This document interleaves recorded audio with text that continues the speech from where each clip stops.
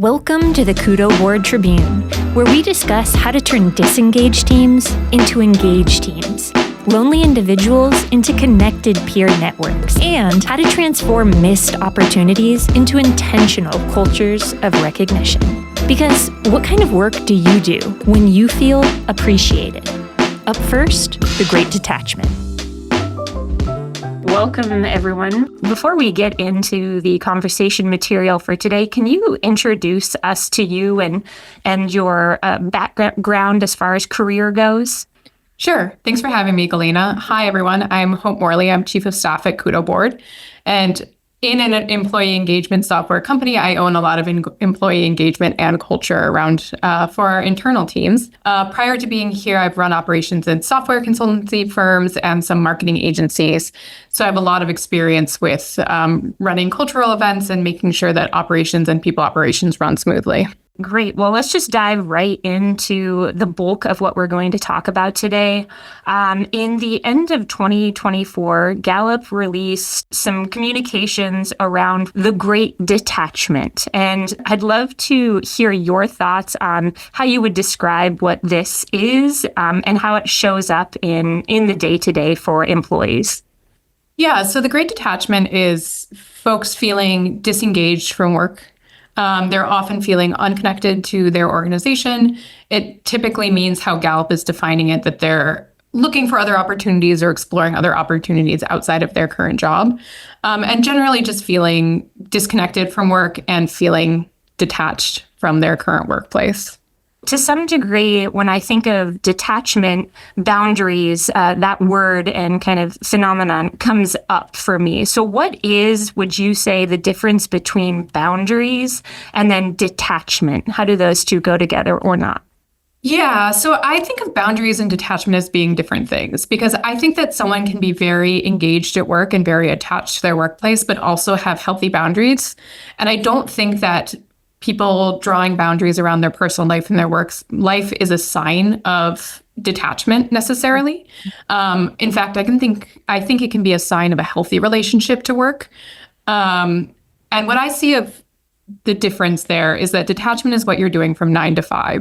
Mm-hmm. And if while you're at work, when you should be engaged, and there is really not a boundaries conversation we have had at that point, if you're feeling detached, you are potentially doing the bare minimum at work, you're not really engaged, you're not getting potentially things done, or you're looking for other work on the clock.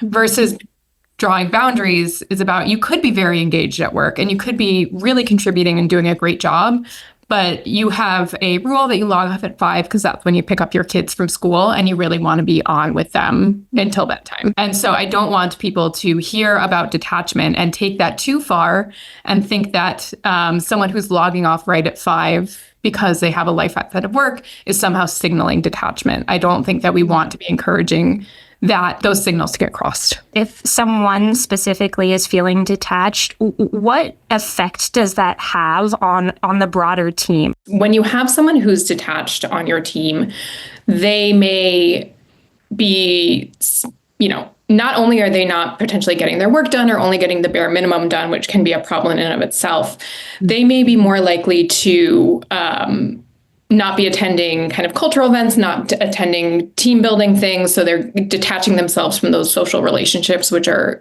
important for a positive relationship in the team. Mm-hmm. But more importantly, they may also be more likely to be bad-mouthing the company to other people, gossiping, those kinds of negative behaviors that we really want to try to squash on our teams to keep people feeling like positive and happy at the workplace. Because what we don't want is someone else to bring other folks down with them. On that note, then, we have talked about what, detachment looks like in the workplace.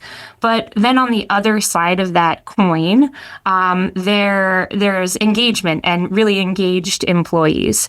But even then, there's a bunch of different ways to be engaged as an employee. So what would you say an engaged employee looks like? And how can companies help support an engaged culture? That's a great question. And I think it's really important for managers and HR leaders to be aware that engagement is going to look different for different people. And it's very difficult to create one rubric that you hold everybody to determine if they're engaged or not. Because, for example, someone could be a really engaged employee, but they don't like happy hours of social events. And we shouldn't hold that against them if that's their personality and who they are and how they always show up at work. Where it can be a signal of something wrong is if it's someone who used to be really into those things that suddenly stops coming, then suddenly that's a signal to you as a leader that something is going on with that person. But if you've got an introverted person on your team who's a really good team contributor, they really do their work well, that's an engaged employee, even if they don't want to come to a team lunch. And we shouldn't hold that against them. So I think for managers, looking at the people on their team, really take it on a case-by-case basis and see, look for signals within the people themselves, and don't be afraid to ask them, how do you like to show up at work? Like, how can I know that you are having a good week in the office? And how can I know when you're not having a good time at the office? Yeah. Or, in your guest room where you've got your desk. Exactly. What, this guest room? Yeah. There's surveys that are sent throughout organizations, like pulse surveys, engagement surveys. So it kind of seems to me like that metric of employee engagement has to be paired with different metrics, like relationships between managers and their reports. Yeah, engagement surveys are an important data point if you use them. They certainly tell you something. And the great thing about them is that you can track them over time and you can see how things are potentially going up and down. But you need to look at that and see it for what it is, which is a blended average. So you're kind of getting the temperature of the water, if you will, as opposed to looking at individual people. And that's where it kind of comes down to it's really hard to scale determining the engagement of an individual person. I don't think there's a single survey or a single rubric or something that HR can apply across the board that they can expect managers to use and score people on their engagement. It needs to be personalized. Have you ever seen an example of a team that is disengaged that affects the manager? Yeah, it can be really discouraging to a manager if you're seeing that on your team. And it's hard not to take it personally if you feel like your team's not performing and if you're feeling like your team's not engaged. And I think to a point, there's quite a bit managers can do to keep their teams engaged. And there's things that they should do if you're seeing that on your team. But there is up to a point that there's only so much an individual manager can do if the structural conditions within your organization are like not conducive for people feeling engaged. So that's things like, people feel like they're underpaid. Or people feel like they're not getting recognized monetarily through bonuses, or people don't see a path to growth or promotions leveling within the organization. And those might be things that an individual manager does not have control over. So if that's where the heart of the frustration in your team is coming from, it can be really difficult to manage your way through that.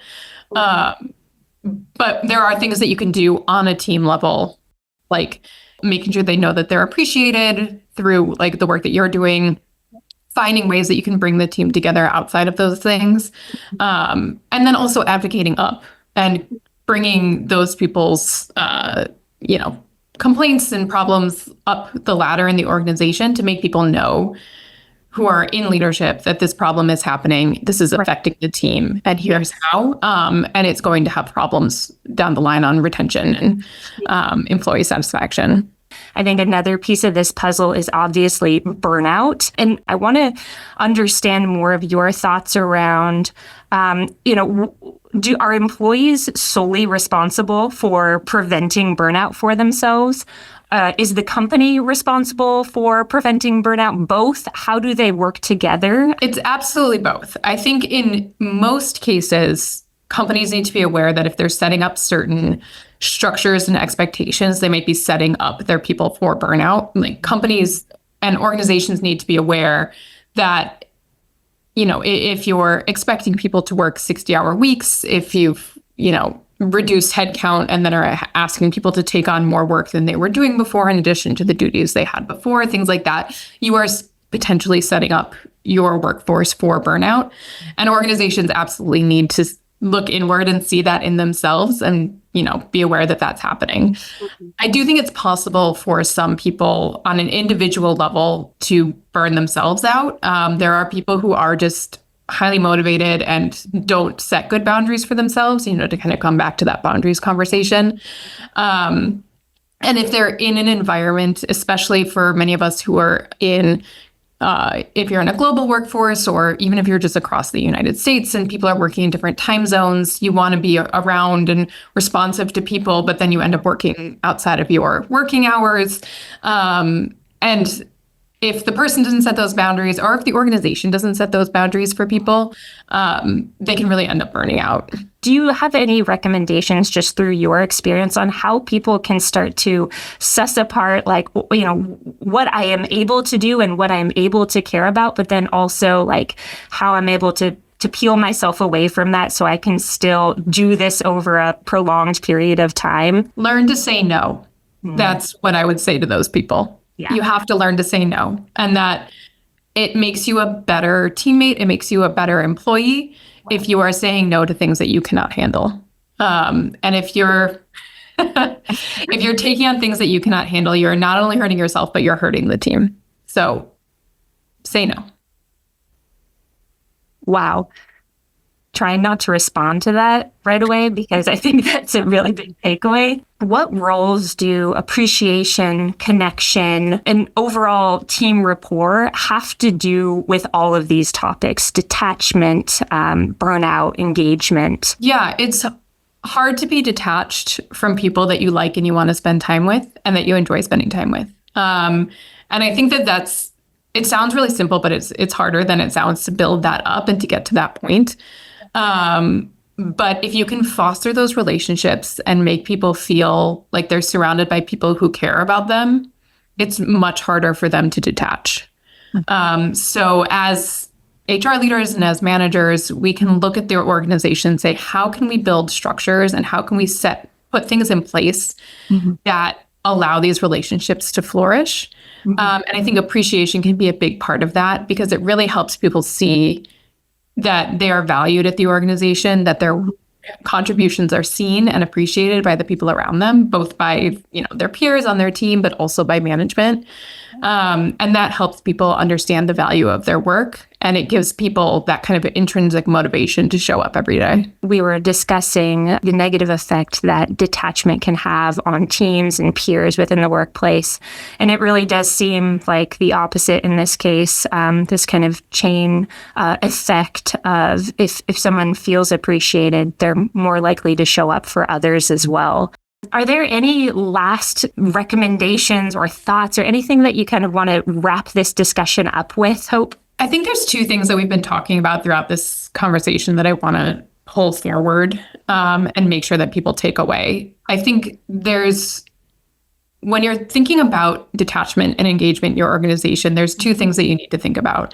There's the structural organization level things that you can do to put in place an ecosystem that generally makes people feel engaged at work. And then there's the people element of looking at the actual individuals in your team and finding out what keeps them engaged and what they're feeling and what their temperature is at this moment. You can't have one without the other. And I think organizations who try to build recognition ecosystem without having good frontline managers who are down in the trenches talking to people and finding out exactly what they're feeling, you might have trouble rolling out that recognition system. But on the other end, if you just have really great, compassionate frontline managers, but without the systems in place to support that, you're not going to get very far either, because the organization is not set up for recognition and support. So I want to make sure that what people take out of this conversation is that you need to have both. And neither one can really support without the other. Be looking out for more conversations to come, whether if that's with Hope and I or other folks. But thanks so much for your time. Thanks for having me.